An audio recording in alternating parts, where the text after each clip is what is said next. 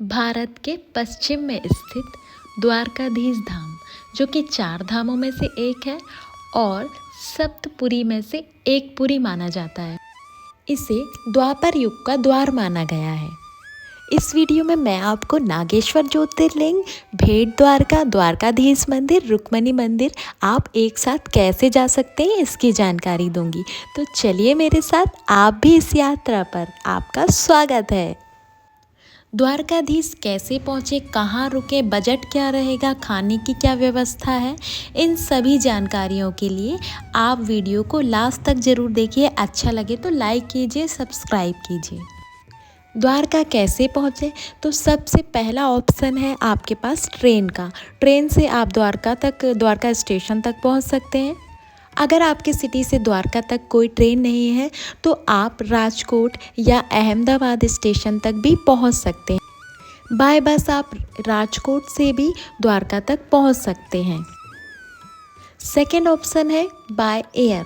By air भी आप Jamnagar airport या पोरबंदर एयरपोर्ट से द्वारका तक आसानी से पहुंच सकते हैं। पोरबंदर से द्वारका की दूरी 110 किलोमीटर है और जामनगर से द्वारका की दूरी 131 किलोमीटर है। यहाँ से आप बाय बस या बाय टैक्सी आसानी से द्वारका तक पहुँच सकते हैं। द्वारका में रुकने के लिए बहुत सारे ऑप्शंस हैं। यहाँ पर बहुत सारी धर्मशाला, होटल्स और डॉर्मेट्रीज अवेलेबल हैं। यहाँ पर 500 से लेकर 700-800 में आपको अच्छा रूम मिल जाएगा। और आप आश्रम में रुकना चाहते हैं तो यहाँ पर बहुत सारे आश्रम भी अवेलेबल हैं जिनकी प्राइस 700 से 800 रुपये है। आप द्वारकाधीश मंदिर के आसपास स्टे लेना चाहते हैं तो यहाँ पर भी बहुत सारे होटल्स, धर्मशाला, डॉर्मेट्री अवेलेबल है। एक बात का विशेष ध्यान रखें कि अगर आप पीक सीजन्स में आते हैं तो आपको मंदिर के आसपास रूम नहीं लेना चाहिए, क्योंकि यहाँ पर बहुत कॉस्टली हो जाता है। आपको रेलवे स्टेशन के आसपास ही रूम लेना चाहिए, यहाँ पर आपको सस्ते में रूम मिल सकता है।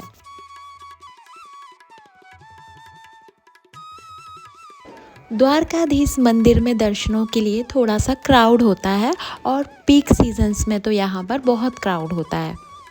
मंदिर के अंदर कोई भी electronic cheese, mobile camera not allowed है।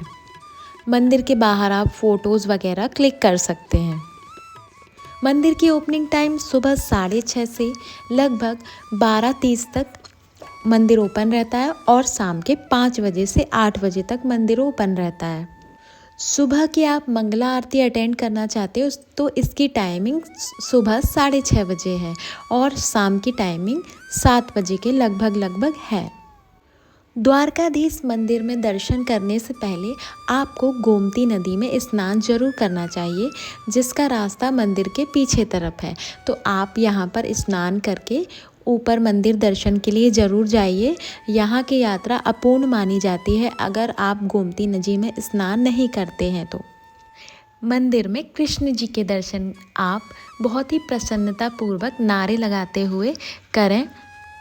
द्वारकाधीश जी मंदिर का निर्माण भगवान कृष्ण के चौथी पीढ़ी अर्थात भगवान कृष्ण के पुत्र प्रद्युम्न, उनके पुत्र अनिरुद्ध और उनके भी पुत्र ब्रजनाथ द्वारा द्वारकाधीश मंदिर का निर्माण कराया गया।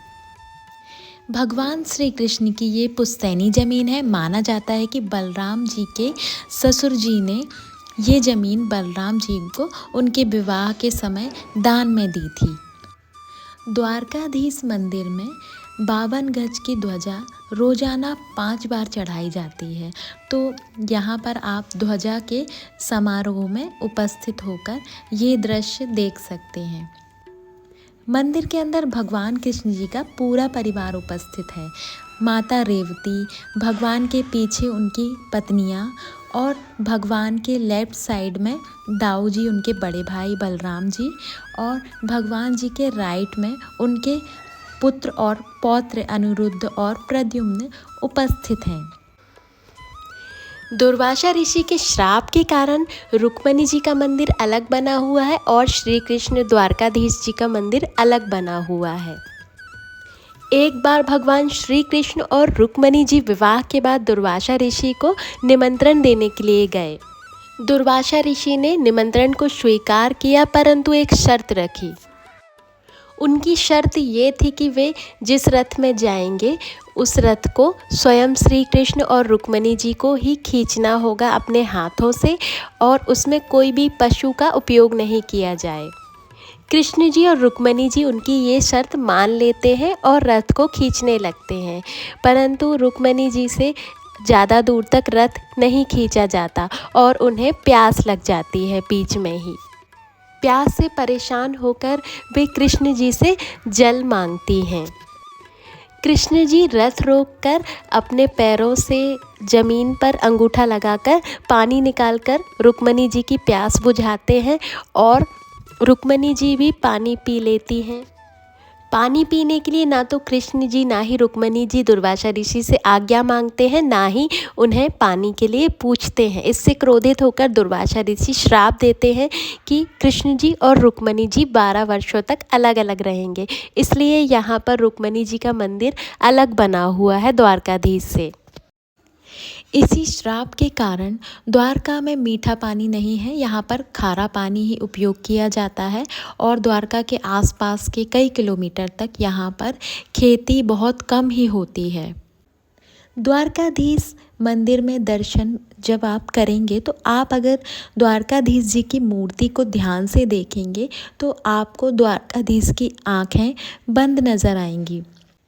इसके पीछे भी एक कारण बताया जाता है कि जब मुग़लों का शासन था और बहुत सारे मंदिर तोड़े जा रहे थे तो लोगों को डर था कि द्वारकाधीश जी के मंदिर में कोई नुकसान ना किया जाए, तो उसी से चिंतित होकर वहाँ के पुजारियों ने मूर्ति को कुएं में छुपा दिया था।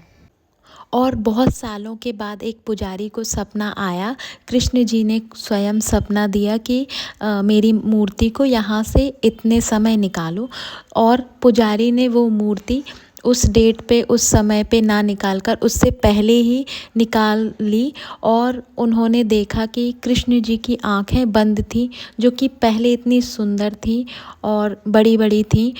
उन्होंने पाया कि कृष्ण जी की आंखें बंद हो गई, तो तब से इस मूर्ति की आंखें बंद नज़र आती हैं। हालांकि ये मूर्ति स्वयंभू है, इसको किसी ने बनाया नहीं है। द्वारकाधीश मंदिरों में दर्शन करने के बाद आप यहाँ पर पीछे भोजनालय में भोजन ग्रहण कर सकते हैं। यहाँ पर प्रसाद के रूप में 20 रुपये थाली आपको भोजन मिलता है।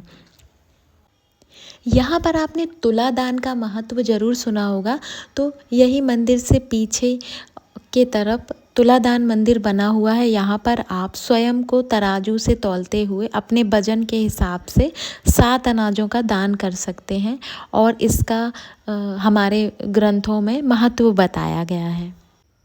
सुबह से आप द्वारकाधीश के दर्शन करके दिन के करीब 11 बजे तक फ्री होकर और अपना खाना पीना खाकर आप निकल सकते हैं नागेश्वर ज्योतिर्लिंग, भेट द्वारका और रुक्मिणी मंदिर के लिए। यहाँ दर्शन करने के लिए आप प्राइवेट ऑटो टैक्सी बुक कर सकते हैं, जिसका रेट लगभग 1500 रुपये के समथिंग आएगा। यहाँ से आप स्कूटी भी रेंट पर ले सकते हैं, जिसका किराया 500 रुपये पर डे के हिसाब से रहेगा। प्राइवेट ऑटो टैक्सी करने पर आपको टाइम की कोई बाउंडेशन नहीं होगी, आप आराम से घूम फिर सकते हैं और खा पी सकते हैं। आपका बजट थोड़ा कम है तो सबसे अच्छा आपके लिए ये रहेगा कि आप पब्लिक ट्रांसपोर्ट की बस करें। बस भी आपको तीनों स्थानों पर घुमाकर वापस द्वारका ड्रॉप करती है, जिसमें पूरी बस में आपको गाइड करने के लिए एक गाइड भैया होंगे, जो आपको पूरे मंदिरों के बारे में आपको जानकारी बताएंगे। गवर्नमेंट की बस पर जाने पर आपको थोड़ा सा टाइम लिमिटेशन होगा, वो एक टाइम के अकॉर्डिंग ही चलेंगे, तो आपको उसी टाइम पे आपको लौट के आना है और बस में बैठ जाना है। ये बस आपको लौटकर करीब रात के 10 बजे तक आपको द्वारका वापस रिटर्न छोड़ देगी। बस की टिकट कहाँ मिलेगी? तो द्वारकाधीश मंदिर से पैदल ही करीब 500 मीटर की दूरी पर आपको एक ऑफिस मिलेगा। आप सामने स्क्रीन पर देख सकते हैं, इसमें मोबाइल नंबर भी दिया है, आप इस पर चाहें तो कॉल भी कर सकते हैं। बस की ज़्यादा अवेलेबिलिटी नहीं है तो आपको जल्दी से टिकट लेके रख लेना है और बस के टाइमिंग पर वहाँ पहुँच जाना है। सबसे पहली डेस्टिनेशन में आता है रुक्मणी मंदिर। तो ये रुक्मणी मंदिर द्वारकाधीश मंदिर से 3 किलोमीटर की दूरी पर है। और जैसा कि मैंने पहले आपको बताया है कि श्राप के कारण रुक्मणी जी का मंदिर अलग से यहाँ से 3 किलोमीटर की दूरी पर बना हुआ है। इस मंदिर में मीठे पानी का दान किया जाता है, तो यहाँ पर आप पैसे दान कर सकते हैं पानी के लिए।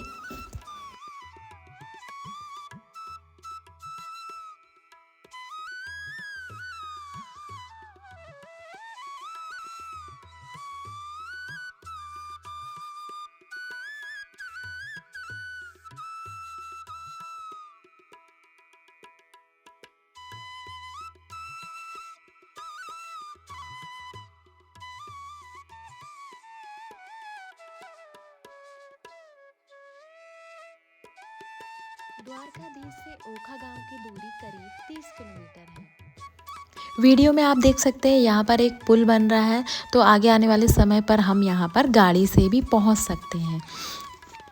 भेट द्वारका एक टापू के रूप में बना हुआ है, तो यहाँ जाने के लिए आपको फेरी बोट का यूज़ करना होता है, जिसका रेट लगभग 20 रुपये पर पर्सन के लगभग है।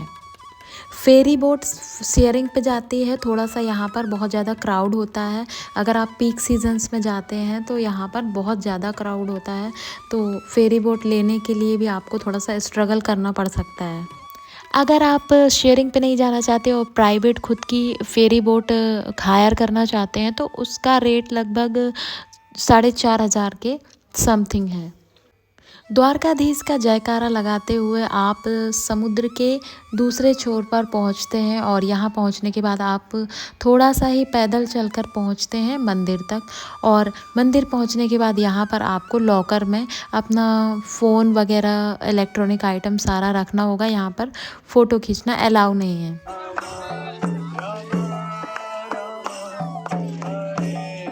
इस मंदिर में द्वारकाधीश जी की जो मूर्ति स्थापित है स्वयं उसको रुक्मणी जी ने बनाया था। यहाँ पर चावल का विशेष दान किया जाता है, तो आप चाहें तो चावल दान कर सकते हैं। यही वो स्थान है जहाँ पर सोने की द्वारका थी और जो अब समुद्र में समा चुकी है। यहाँ से दर्शन करने के बाद आप फेरी बोट से ही रिटर्न होते हैं। अगला स्थान आता है नागेश्वर ज्योतिर्लिंग, जो कि द्वारकाधीश मंदिर से 16 किलोमीटर की दूरी पर है और जिसे 12 ज्योतिर्लिंगों में गिना जाता है। ये 8वां ज्योतिर्लिंग है। नागेश्वर ज्योतिर्लिंग के बारे में एक कथा प्रचलित है। माना जाता है कि यहाँ पर दारुक दैत्य का निवास स्थान था और यहीं पर एक सुप्रिया नाम का भक्त ने भगवान शिव को प्रसन्न करने के लिए कई सालों तक तपस्या करी और उसी तपस्या से प्रसन्न होकर भगवान शिव और पार्वती जी ने नाग नागिन के रूप में उनको दर्शन दिया और इस दारुक दैत्य का वध किया। इसलिए इनका नाम 12 ज्योतिर्लिंगों में से ये एक है और इसे नागेश्वर ज्योतिर्लिंग के नाम से जाना जाता है। अभी आप जो मंदिर वीडियो में देख रहे हैं ये थोड़ा सा बंगाली स्टाइल में भी बना हुआ है और इसे टी सीरीज़ के मालिक गुलशन कुमार ने बनवाया था। ये भगवान शिव के बहुत ही अनन्य भक्त थे। नागेश्वर ज्योतिर्लिंग मंदिर के सामने ही भगवान शिव का बहुत बड़ा स्टैच्यू बना हुआ है, तो आप इनके भी दर्शन कर सकते हैं। अगली डेस्टिनेशन है गोपी तालाब। यहाँ पर भी आपको ज़रूर दर्शन करने चाहिए। यहाँ पर माना जाता है कि 16,100 गोपियों ने यहाँ पर अपने प्राण त्यागे थे।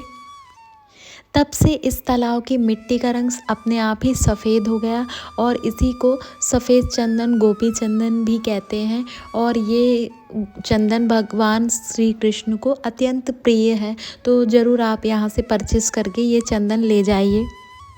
नेक्स्ट डे आप द्वारका के आसपास के प्लेस विज़िट कर सकते हैं, जिनमें आता है समुद्र नारायण मंदिर। यहाँ पर आपको ज़रूर जाना चाहिए। ये समुद्र देवता को समर्पित है और भटकेश्वर महादेव जिनका स्वयं अभिषेक समुद्र करते हैं, यहाँ भी आपको ज़रूर जाना चाहिए। यहीं पर श्री राम लक्ष्मण द्वार है, यहाँ पर आपको ज़रूर जाना चाहिए। माना जाता है कि 55 सालों से यहाँ पर श्री राम नाम का कीर्तन हो रहा है और इसका नाम गिनीज वर्ल्ड रिकॉर्ड में भी दर्ज किया गया है। तो यहाँ पर आपको राम नाम का कीर्तन सुनने के लिए ज़रूर एक बार जाना चाहिए। द्वारकाधीश मंदिर से 15 किलोमीटर की दूरी पर शिवराजपुर बीच है, यहाँ पर भी आपको ज़रूर जाना चाहिए। यहाँ पर बहुत सी वाटर एक्टिविटीज़ होती हैं और ये सबसे स्वच्छ बीचेस में से एक है। तो यहाँ पर आपको बहुत ही क्लियर एटमॉस्फेयर देखने को मिलेगा। यहाँ भी आपको एक बार विज़िट करना चाहिए। द्वारकाधीश जाने के लिए कितने दिन का टूर बनाएं, तो यहाँ पर 2 दिन इनफ है। 2 दिन में आप पूरा द्वारका कवर कर सकते हैं और आप 3 दिन का प्लान बनाते हैं तो आप सोमनाथ भी कवर कर सकते हैं। द्वारका में टोटल खर्चा कितना हुआ, तो करीब पर पर्सन 3000 रुपये के लगभग आपका लो बजट प्लान के हिसाब से खर्चा हो सकता है। और अगर आप अपना प्राइवेट व्हीकल करते हैं और होटल्स लग्जरी होटल्स में रुकते हैं तो यही खर्चा लगभग 10,000 के समथिंग आपको पर पर्सन पड़ेगा। वीडियो को लाइक करना ना भूलें। Thank you.